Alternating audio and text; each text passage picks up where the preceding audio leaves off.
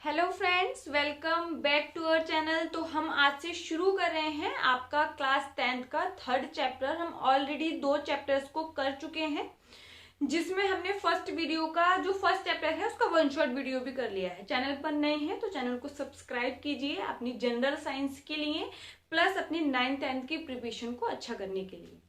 9th 10th के जो भी बच्चे हैं अपनी एनसीईआरटी को कंप्लीट करना चाहते हैं या नेक्स्ट ईयर उनके भाई बहन हैं तो सबके साथ चैनल को शेयर करें। लैंग्वेज हमने हिंदी में ली है। आज हम थर्ड चैप्टर को शुरू करने जा रहे हैं, जो कि है आपका धातु एवं अधातु, मतलब आपका मेटल और नॉन मेटल्स। तो यहाँ पर देखिए धातु एवं अधातु को देखिए वर्गीकृत, ये जो चैप्टर है ये आपका कनेक्ट करता है दूसरे चैप्टर से। सारे ही चैप्टर एक दूसरे से कनेक्ट करती हैं, उनके बीच कोई ना कोई संबंध होता है, आपको चीजें सीखने मिलती हैं। लेकिन यहाँ पर देखिए जो ये चैप्टर है इसको अच्छे से, ये आपको एक बार इसको आप दोबारा जरूर पढ़ेंगे। जब आप 5th चैप्टर को मैं आपको पढ़ाऊंगी तब आप इसको एक बार जरूर देखेंगे, चीजें आपको समझ जरूर आएंगी। यहाँ पर भी क्या है, धातु और अधातुओं को क्या है बांटने का, मतलब जो आपके पास इतने सारे तत्व हैं उनको बांटने का एक प्रयास किया गया कि धातु होती हैं और अधातु होती हैं। उनके आपको भौतिक गुणधर्म, आज के इस वीडियो में हम भौतिक गुणधर्म को देखेंगे, प्लस कोशिश करेंगे कि हम रासायनिक गुणधर्मों को शुरू कर दें। ठीक है, तो अगर अभी तक आपने चैनल को सब्सक्राइब नहीं किया है तो सब्सक्राइब करें। क्वेश्चंस के लिए मेरे दूसरे चैनल पर जाइए जो नाम है माहिर बायोलॉजी क्लासेस, लिंक आपको डिस्क्रिप्शन में मिल जाएगा। देखिए आज की क्लास के लिए आप क्या कर सकते हैं, आप या तो 2 कॉलम बना सकते हैं, एक तरफ आप धातुओं के भौतिक गुणधर्म लिख सकते हैं, दूसरी तरफ अधातुओं के भौतिक गुणधर्म। मैं आपको एक एक करके बता रही हूँ। पहले हम धातुओं के गुणधर्म की बात करेंगे, फिर उसी के जो कंपेयर में जो ऑप्शन होगा, मतलब देखें अगर हमने ये देखा है कि धातुएं कठोर होती हैं तो उधर देखेंगे धातुएं कठोर होती ही नहीं होती हैं। तो ये ऑप्शन आपके पास है, आप चाहे तो 2 साइड कर सकते हैं पेज की, एक साइड आप धातुएं लिखें, एक साइड अधातुएं लिखें। आज हम पढ़ने वाले हैं धातुओं के गुणधर्म। और कौन से गुणधर्म? भौतिक गुणधर्म। यहाँ पर आपको बहुत सारे अपवाद देखने के लिए मिलेंगे, तो वो अपवाद आपको पता होने चाहिए। ज्यादातर जो क्वेश्चन आपको मिलता है, अगर कंपटीशन की बात करें तो आपको अपवाद से क्वेश्चन पूछा जाता है। तो जो अपवाद आपको मिलेगा आपने अच्छे से समझना है, चीजों को जानने की कोशिश करने के लिए पढ़ेंगे, तब आपका एग्जाम अच्छे से क्लियर हो जाएगा। क्योंकि जब आप पढ़ते हैं कुछ जानने के लिए तो आपको एग्जाम ऑटोमेटिकली अच्छा क्लियर हो जाता है। ठीक है, तो फर्स्ट अगर हम देखें जो धातुएं हैं उनके भौतिक गुणधर्मों में पहला गुणधर्म जो होता है वो ये है कि उनमें धात्विक चमक होती है। आपने अगर धातुओं को देखा होगा उनमें धात्विक चमक पाई जाती है। जैसे हम सोना, चांदी, ये सब बातें करें इनकी, आपका एल्यूमिनियम जो होता है या स्टील तो अलग हो गया, वो हम आगे बात करेंगे। एल्यूमिनियम हो गया आपका, सोना, चांदी, ये क्या है, इनमें आपको चमक दिखाई दे रही है, इसलिए इनका जो यूज है आप देखते हैं आभूषण बनाने में भी किया जाता है। तो इस गुण को आप धात्विक चमक या इंग्लिश में लर्चर बोलते हैं। ऐसा सभी धातुएं नहीं करती, लेकिन ज्यादातर जो धातुएं होती हैं वो क्या होता है, उनमें धात्विक चमक होती है। क्या होती है, आपकी धात्विक चमक पाई जाती है। अपने यहाँ पर समझिए, अब यहाँ पर क्या बात हो रही है, अपने शुद्ध रूप में, जब अपने शुद्ध रूप में प्रेजेंट है उसमें कुछ भी दूसरा आपने नहीं मिलाया है। जैसे हम अगर क्वेश्चन पूछें, आपको पूछा जाए कि सोडियम भी तो धातु है, तो क्या वो चमकदार है? सोडियम भी चमकदार होती है, लेकिन जब अगर आप उसको खुले में छोड़ दें, उसके साथ ऑक्सीजन क्रिया कर लेती है तो उसकी चमक खो जाती है। तो मतलब जब धातुएं अपने शुद्ध रूप में प्रेजेंट होती हैं तो उनकी सतह क्या होती है, चमकदार होती है। और वह क्या करती हैं, प्रकाश को परावर्तित करती हैं। प्रकाश जो आएगा उसको क्या है, परावर्तित करेंगे। जो परावर्तन होता है ये हम आगे के चैप्टर्स में पढ़ने वाले हैं। अगर आता है तो बहुत अच्छी बात है, नहीं आता तो इस तरीके से समझ ली, प्रकाश की कोई किरण है उसको परावर्तित करना, उसको वापस भेजना परावर्तन कहलाता है। ठीक है, किस तरीके से होता है, क्या प्रोसेस है, आगे पढ़ेंगे। क्या है, धात्विक चमक आपका पहला है। अपने शुद्ध रूप में धातुओं की सतह क्या होती है, चमकदार होती है, वो प्रकाश को परावर्तित करती हैं। ठीक है, पहला पॉइंट हो गया। अगर इसी के कंपैरिजन में हम अधातुओं में देखें तो ऐसा कुछ होगा। अधातुओं में आगे बात करते हैं कि धात्विक चमक, हम फिर उनको अधातु की बोल रहे हैं, वो तो उनमें तो चमक होगी ही नहीं, लेकिन वहां पर आपको अपवाद देखने मिल सकता है। ठीक है, अब हम दूसरा जो पॉइंट लेते हैं वो लेते हैं कठोरता। जो धातुएं होती हैं वो सामान्यतः कठोर होती हैं, मतलब आपको कठोर ठोस अवस्था में मिलेंगी, लेकिन यहाँ पर आपको अपवाद भी देखने मिलते हैं। अगर नॉर्मली हम सामान्यतः बात कर रहे हैं कि कमरे के ताप पर क्या होती हैं, कठोर होती हैं, लेकिन आप देखेंगे सोडियम होता है, पोटेशियम होता है, जो लिथियम होता है, वो मुलायम होते हैं कि उनको आप चाकू से भी काट सकते हैं। वो इतने मुलायम होते हैं कि उनको चाकू से काटा जा सकता है। ठीक है, क्या है, धातुएं कठोर होती हैं, अपवाद सोडियम, पोटेशियम एवं लिथियम जो कि मुलायम होती हैं, वह इन्हें चाकू से काटा जा सकता है। ठीक है, थर्ड पॉइंट आता है कमरे के ताप पर जो होती हैं धातुएं क्या होती हैं, सामान्यतः आपको ठोस अवस्था में मिलती है। अच्छा, यहाँ पर कठोर हमने सेकंड और थर्ड पॉइंट मिक्स कर दिया। वो कठोर की उनकी मतलब हार्डनेस, वो कितनी कठोर है। और यहाँ पर है ठोस अवस्था। आपको पता है पदार्थ की 3 अवस्थाएं होती हैं जो मुख्यतः होती हैं, ठोस, द्रव और गैस। और उसमें क्या होता है, ठोस अवस्था जो सॉलिड होती है उसमें क्या है, आपका जो धातुएं हैं कमरे के ताप पर नॉर्मली वो क्या है आपको ठोस अवस्था में दिखाई पड़ती हैं। लेकिन अपवाद है यहाँ पर आपका मरकरी, जिसका जो प्रतीक होता है वो होता है आपका Hg। प्रतीक क्या होता है, Hg होता है। मरकरी ये क्या है, एक धातु है, लेकिन धातु होने के बावजूद भी आपको कमरे के ताप पर कैसी दिखती है, द्रव अवस्था में दिखती है। दूसरा अगर अपवाद देखें तो आपका दूसरा अपवाद आता है गैलियम। गैलियम का क्या है, जब आप देखेंगे कि रूम टेम्परेचर से कमरे के ताप का अपवाद, इसको क्या बोलेंगे, कमरे के ताप पर नॉर्मली जब कमरे के ताप से थोड़ा भी टेम्परेचर ऊपर जाता है, 25 डिग्री सेल्सियस हम मान रहे हैं, उससे थोड़ा भी टेम्परेचर ऊपर जाता है तभी क्या करता है, पिघल जाता है। आपसे पूछा भी जाता है एग्जाम में, वह कौन सी धातु है जिसको आप हथेली पर रखते हैं तब वो क्या करती है, पिघल जाती है। क्यों पिघल जाती है, क्योंकि हमारी बॉडी का जो टेम्परेचर है वो 37 डिग्री सेल्सियस है। रूम टेम्परेचर से थोड़ा भी ऊपर आपका गैलियम गया, वहां पर गैलियम क्या होगा, पिघलना शुरू हो जाएगा। ठीक है, द्रव अवस्था में आ जाता है। फिर नेक्स्ट पॉइंट को हम देखते हैं, वो है धातुओं को पीटकर पतली चादर बनाया जा सकता है। इस गुणधर्म को आघात वर्धीयता या फिर मैलिएबिलिटी कहते हैं। जो धातुएं होती हैं उनमें ऐसा गुण होता है कि उनको पीट पीट कर आप बहुत पतली चादर में उनको कन्वर्ट कर सकते हैं, बदल सकते हैं। इस गुण को आप क्या कहते हैं, आघात वर्धीयता कहते हैं या मैलिएबिलिटी कहते हैं। ठीक है, इसका अगर हम देखें, इस गुण के कारण ही आप देखते हैं कि आपको लोहे की चादर मिलती, गेट वगैरह बनाए जाते हैं, उसमें डिजाइन्स बनाए जाते हैं। आप देखेंगे कोई भी कॉपर का काम हो रहा है तो वो क्या है, मतलब वो एक गुण है धातुओं की, उनको पीट पीट कर आप बहुत पतली चादर उनकी बना सकती हैं। एक होता है आपका खींचना, उससे धातुओं से क्या है आपका तार बनाना, बहुत पतले आप तार बना सकते हैं, बहुत कम धातु से, बहुत मतलब उसकी मात्रा बहुत कम हो और आप बहुत लंबे तार उसमें बना सकते हैं। ये गुण आपका डक्टिलिटी कहलाता है, डक्टाइल कहलाता है। और इसको क्या बोलते हैं, तन्यता। हिंदी में क्या बोलेंगे आप, तन्यता बोलेंगे। ये 4 पॉइंट्स आप नोट कर लीजिए, मैं साइड हो जाती हूँ। अब हम बात करेंगे हमारे नेक्स्ट पॉइंट की, जो है आपका डक्टिलिटी के बारे में। हो गया, स्क्रीनशॉट आप ले सकते हैं। 5वां जो गुण है वो हमारा होगा, 5वें गुण की बात कर लेते हैं।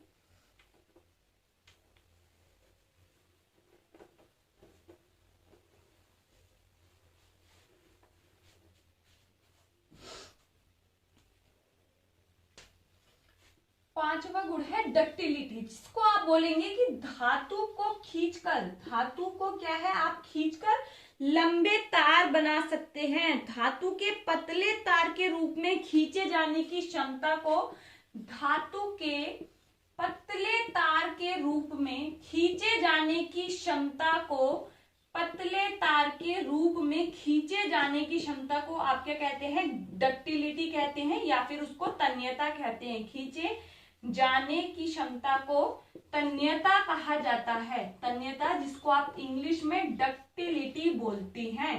ये वर्ड भी आपने ध्यान रखना है, डक्टिलिटी। ठीक है, नेक्स्ट देखेंगे, कहते हैं इसमें अगर हम देखें, आपको आपके एनसीईआरटी ने क्या बोला है कि आप अगर 1 ग्राम जो सोना है उससे 2 किलोमीटर लंबा तार बना सकते हैं। 1 ग्राम कितना होता है, 1 तोला जो हम जिसमें हम लेते हैं, 1 तोला 2 तोला सोना, उसमें एक में 10 ग्राम होता है। सोचिए 1 ग्राम कितना कम होगा, उससे 2 किलोमीटर लंबे तार बनाए जा सकते हैं। और 100 आप देखेंगे 100 ग्राम चांदी से 200 मीटर लंबे तार बनाए जा सकते हैं। ठीक है, अगर हम अब 6 पॉइंट की बात करें, जो कि है आपका धातुएं जो होती हैं वो ऊष्मा एवं विद्युत की क्या होती हैं, अच्छी चालक होती हैं। क्या होती हैं, अच्छी चालक होती हैं। मतलब जिसके अंदर से जो करंट है, जो ऊष्मा है, वो बहुत जल्दी से क्या हो, आपका चला जाए, गर्म हो जाए। इस तरीके से हम बोल सकते हैं एल्यूमिनियम के बर्तन का हम यूज खाना बनाने में करते हैं। क्यों करते हैं, क्योंकि वो कुचालक है, आपका क्या है, अच्छा चालक है। क्या है, आपका अच्छा चालक है विद्युत का, इसलिए उसका यूज किया जाता है। आप देखेंगे कि इसका यहां पर आप लिखिए, धातुएं ऊष्मा एवं विद्युत की अच्छी चालक होती हैं। ऊष्मा एवं विद्युत की, मार्कर दूसरा देते हैं,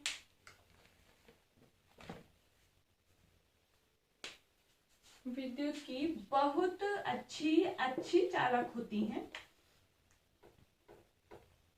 बहुत, क्या लिखा जा रहा है, अच्छा कोई मुझे ये बताएगा कि हम लिख रहे होते हैं तो गलत क्यों होता है, चीजें गलत क्यों होती हैं जबकि हमारे माइंड में चल रही होती है, तो बताना है इसका रीजन कमेंट में। बहुत अच्छी चालक होती हैं, देखते हैं किसको पता होता है इस चीज का। लिखते लिखते जबकि हमें पता है, चीजें हमें पता है, लेकिन फिर भी वो गलत होती हैं, तो उसका रीजन क्या है। ठीक है, उदाहरण अगर हम देखेंगे, चांदी व कॉपर ऊष्मा के और सबसे अच्छे क्या है, चालक हैं, जबकि लेड और आपका मरकरी क्या है, कुचालक है। मतलब लेड और मरकरी अगर हम देखें, चांदी और कॉपर को बताया है कि सबसे अच्छे चालक है, मतलब इससे आराम से ऊष्मा का फ्लो बहुत अच्छे से होता है। लेकिन लेड और मरकरी को कुचालक बताया है। कुचालक का मतलब होता है पुअर कंडक्टर, मतलब ज्यादा अच्छे से नहीं बोल सकते कि इसमें विद्युत का चालन होता है। उदाहरण के ले रहे हैं, उदाहरण चांदी और कॉपर ऊष्मा की अच्छी चालक हैं। ऊष्मा की क्या है, अच्छी चालक हैं, जबकि आपका लेड दे रखा है, जो लेड है जिसको आपको पता है पीवी से उसको दिखाते हैं, और आपका मरकरी जिसकी हमने बात करी थी द्रव अवस्था में पाई जाती है, Hg से लिखते हैं, कुचालक होते हैं। ठीक है, ऊष्मा के क्या होते हैं, कुचालक होते हैं। ये है हमारा 6 पॉइंट धातुओं के बारे में। बहुत सारे अपवाद आपको देखने के लिए मिलेंगे यहाँ पर, इसको आप लिख लीजिए, हम यहाँ पर इसको रफ कर देते हैं। ठीक है, स्क्रीनशॉट आप ले सकते हैं। अब हम जाते हैं 7th पॉइंट की तरफ। 7th पॉइंट की तरफ 7th पॉइंट है, आप देखेंगे कुछ धातुएं, हम यहाँ पर कुछ की बात करें मतलब सब धातुएं ऐसा नहीं करती, जब वो किसी सतह से टकराती हैं तब आप क्या देखते हैं, वो एक ध्वनि उत्पन्न करती हैं, उसको आप ध्वनिक धातुएं बोलते हैं, या इंग्लिश में सोनोरस बोलते हैं। इसी की वजह से आप देखते हैं कि स्कूल्स में जो घंटी जो बजती है वो धातुओं से बनी होती है। क्यों, क्योंकि धातुएं जब किसी सतह से टकराती हैं तब क्या होता है, वो ध्वनि को उत्पन्न करती हैं। ये गुण आपका ध्वनिक कहलाता है, जिसको आप क्या बोलते हैं, सोनोरस बोलते हैं। इसलिए हम यहाँ लिख रहे हैं जो धातुएं, क्योंकि सभी धातुएं ये गुण नहीं शो करती हैं। जो धातुएं किसी ठोस सतह से, किसी ठोस सतह से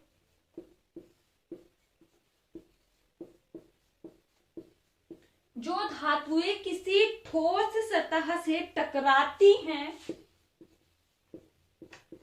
वह ध्वनि उत्पन्न करती हैं, वह ध्वनि उत्पन्न करती हैं। ये क्या कहलाती, वो धातुओं के कहलाएंगे, ध्वनिक धातुएं कहलाएंगे, और यह गुणधर्म क्या कहलाएगा, आपका ध्वनिक कहलाएगा। ठीक है, ध्वनि उत्पन्न करती हैं, ये आवाज उत्पन्न करती हैं, उन्हें क्या कहते हैं, ध्वनिक कहते हैं। उन धातुओं को आप क्या बोलते हैं, उन्हें ध्वनिक धातुएं बोलते हैं, ध्वनिक इंग्लिश में आप इस वर्ड को बोलेंगे सोनोरस। ठीक है, एक दो पॉइंट और बचे हैं, फिर हम इसी के कंपेयर में बात करेंगे आपका अधातुओं का। 8वां पॉइंट देखेंगे, जो धातुएं होती हैं उनका द्रव्यमान और घनत्व क्या होते हैं, उच्च होते हैं। आपको पूछा जाता है कि सबसे अधिक द्रव्यमान किसका है, घनत्व किसका है, तो आपको पता है ऑस्मियम को आपको बोला जाता है। ऑस्मियम व ट्राइडियम जो होती हैं इनके घनत्व जो होते हैं उच्च होते हैं, जबकि जो लिथियम है उसका सबसे कम होता है। ये चीज भी आपने ध्यान रखनी है। द्रव्यमान घनत्व क्या है, उच्च होता है। द्रव्यमान घनत्व उच्च होता है।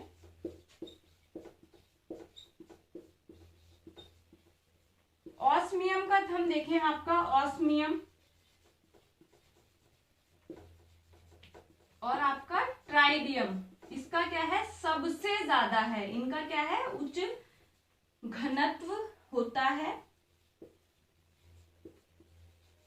घनत्व द्रव्यमान घनत्व होता है, जो कि क्या है। और आपका लिथियम का क्या है, जो लिथियम है उसका आपका कम, सबसे कम द्रव्यमान, आपका सबसे कम द्रव्यमान घनत्व होता है। लिथियम का सबसे कम होता है, ये चीज आपने ध्यान रखनी है। फिर जो इनके क्वथनांक और गलनांक होते हैं, इनके मेल्टिंग और बॉइलिंग पॉइंट जो होते हैं वो भी क्या होते हैं, उच्च होते हैं। इनके जो मेल्टिंग और बॉइलिंग पॉइंट है वो भी क्या है, आपके उच्च होते हैं। और जो टंगस्टन है धातु, उसका सबसे उच्च गलनांक होता है। इसीलिए आपने देखा होगा जो पहले अभी भी चलते हैं वो पीले कलर के जो बल्ब हमारे घरों में लगे होते थे, उसमें टंगस्टन की धातु का इस्तेमाल किया जाता था। मतलब अगर वो ज्यादा गर्म भी हो जाए तब वो क्या हो, मेल्ट ना हो, इसलिए टंगस्टन की धातु का उपयोग किया जाता है, क्योंकि क्या है, इसका गलनांक सबसे उच्च होता है। ये पॉइंट हमारा क्या है, नेक्स्ट पॉइंट है, 9th पॉइंट हो जाएगा, जो कि क्या है, धातुओं के गलनांक और क्वथनांक उच्च होते हैं। मेल्टिंग और बॉइलिंग पॉइंट क्या है, उच्च होते हैं। धातुओं के गलनांक व क्वथनांक उच्च होते हैं, व क्वथनांक उच्च होते हैं। सबसे हाई किसका है, टंगस्टन का होता है। टंगस्टन धातु का आपका गलनांक क्या है, सबसे उच्च है। टंगस्टन धातु का गलनांक सबसे उच्च होता है। ठीक है, तो यह है आपके धातुओं के कुछ जो होते हैं भौतिक गुणधर्म के हमने बात की। अब हमारा जो नेक्स्ट है वो है आपका अधातुओं के गुणधर्म। हमारा जो नेक्स्ट टॉपिक है उसी के कंपैरिजन में आप देख सकते हैं, मैं आपको बता रही हूं, आप चीजों को नोट करिए। पहला हमने देखा था जो धातुएं होती हैं उनमें धात्विक चमक होती है, जिसको आप लर्चर बोल रहे हैं। लेकिन क्या धातुओं में आपको धात्विक चमक मिलेगी, तो धात्विक चमक नहीं होती है। मतलब ये क्या होंगी, चमकदार नहीं होती हैं। वो प्रकाश को, दूसरा पॉइंट क्या था, वो प्रकाश को परावर्तित नहीं करती हैं, जबकि धातुएं प्रकाश को परावर्तित कर रही थी। लेकिन अधातुओं में आप क्या लिखेंगे, धात्विक चमक नहीं होती है, प्रकाश को परावर्तित नहीं करती हैं। यहाँ पर आपने अपवाद लिखना है। आयोडीन जो एक अधातु है, लेकिन फिर भी वो क्या होती है, चमकदार होती है। अपवाद समझ आया।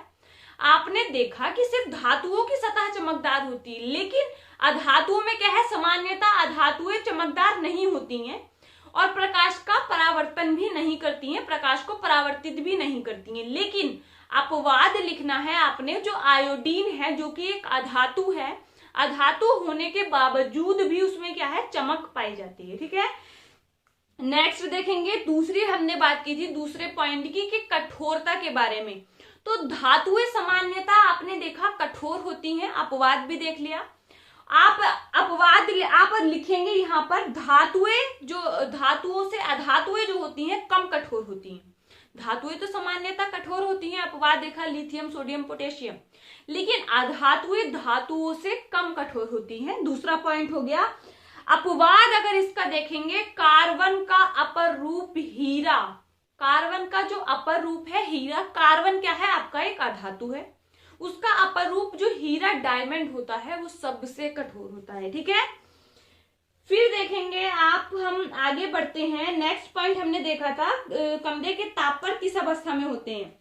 तो लगभग जो होती है सभी धातुएं अधातुएं जो होती हैं कमरे के ताप पर गैस या ठोस अवस्था में पाई जाती हैं, जबकि धातुओं में हमने देखा था कमरे के ताप पर सामान्यतः ठोस अवस्था में पाई जाती हैं। अपवाद हमने मरकरी देख लिया और गैलियम कब है वो देख लिया। लेकिन अधातुएं कमरे के ताप पर आपके ठोस या आपकी गैस अवस्था में होंगी।